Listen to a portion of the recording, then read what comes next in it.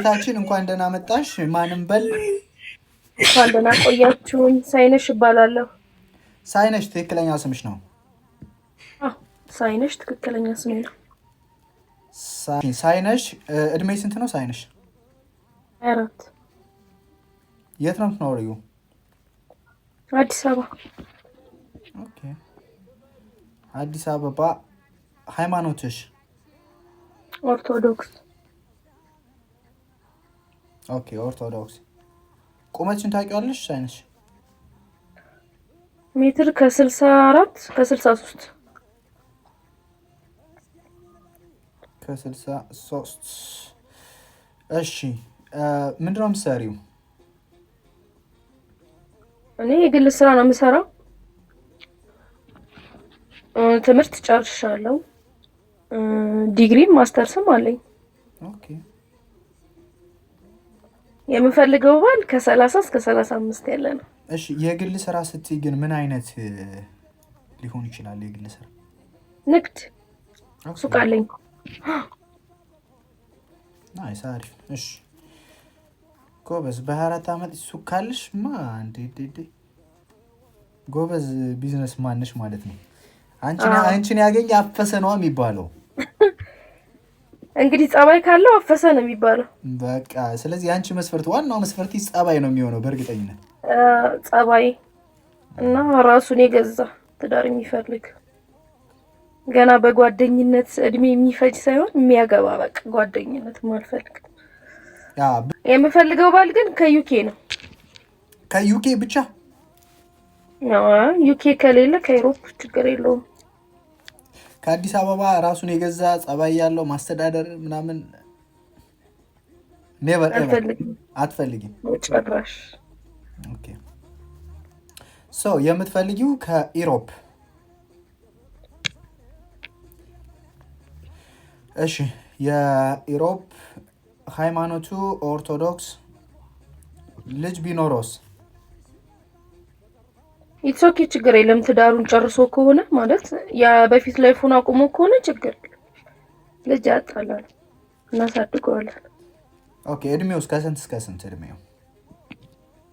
30 35። ኦኬ ቁመቱ ተጨማሪ መስፈርቶች ካሉ የምትያቸው? አይ ቁመቱ ያው ከኔ ቢበልጥ ደስ ይለኛል። ከኔ በላይ ቢሆን አጭር ቢሆን ደስ ይለኛል።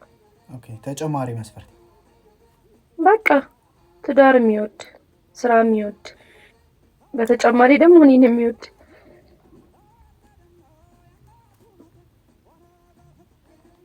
ሌላ መስፈርት የለኝም። በጣም ጥሩ። ሳይነሽ ትባላለች። እድሜዋ 24፣ የምትኖረው አዲስ አበባ፣ የኦርቶዶክስ ሃይማኖት ተከታይ ነች። ቁመቷ ሜትር ከ63፣ ነጋዴ ነች። እሳት የላሰች ነጋዴ ነች። የራሷ ሱቅ አላት። ጎበዝ ነጋዴ ነች። የትምህርት ደረጃዋ ማስተርስ። ወደ ህይወቷ እንዲመጣ የምትፈልገው ወንድ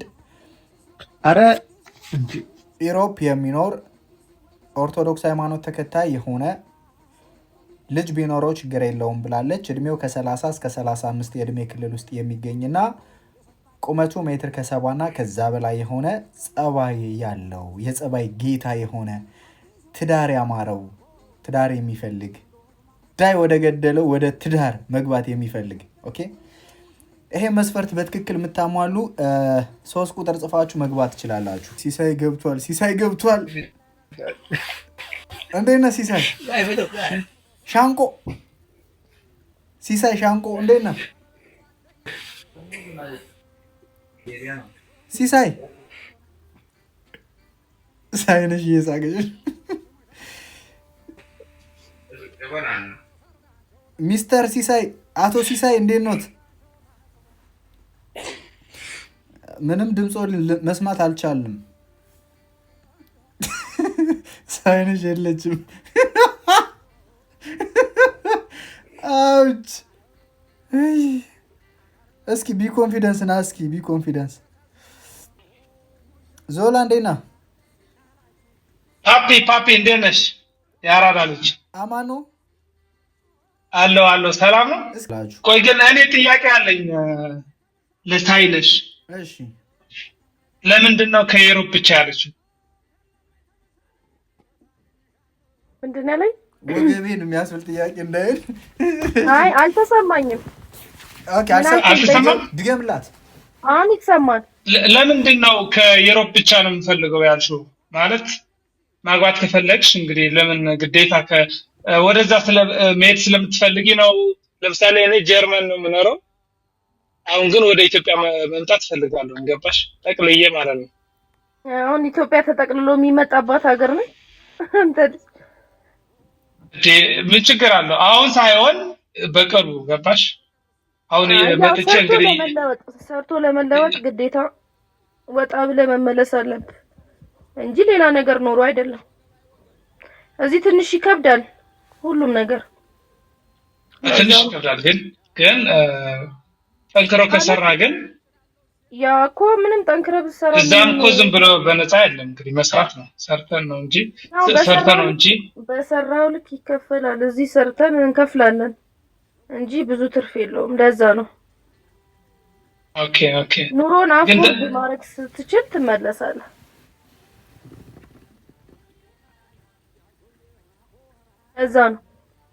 ለዛ ግን እኔ እንዳልኩሽ ሰርቻለሁ ይበቃኛል ብያለሁ። እንግዲህ ወደ እናት ሀገሬ ነው መምጣት የምፈልገው። እዚህ ነው አግብቼ መኖር የምፈልገው። በቃ ስትመጣ እንግዲህ ዌልካም እንላለን። በቃሽ።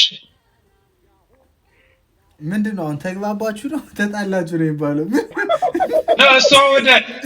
እሷ እንትን ነው የፈለገችው ወደ ዩሮፕ ለመሄድ ማለት እዛ ሄዳ አግብታ ወደዛ ለመሄድ ለመኖር ለእንትን እኮ ነው ኑሮን ለማሸነፍ ነው። እኔንም ልጆቼንም ማስተዳደር የምትችል ከሆነ እኔ የምፈልገው አይነት ኑሮ መስጠት የምትችል ከሆነ ኦኬ እኮ ችግር የለውም።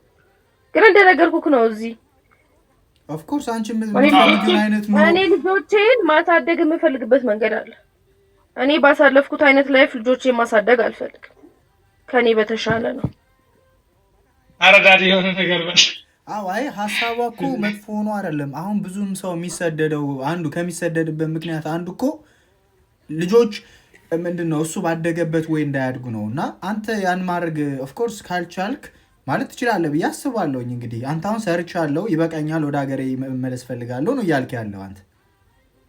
ስለዚህ እሷ ይሄን አክሴፕት እንድታደርግ ምንድነው አሁን እሷ ልጆች ሲመጡ ምናምን ልጆችን እሷ ማሳደግ እንደምትፈልገው አድርጋ ማሳደግ ትችላለች ወይ? ለዛ አንተ ምን ዋስትና ትሰጣታለህ?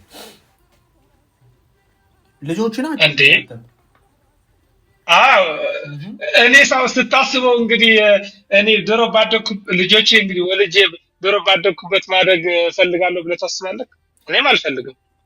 እኔ ካሳለፍኩበት የተሻለ ነገር የተሻለ ትምህርት አግኝተው የተሻለ ህይወት እንዲኖራቸው ነው የምፈልገው።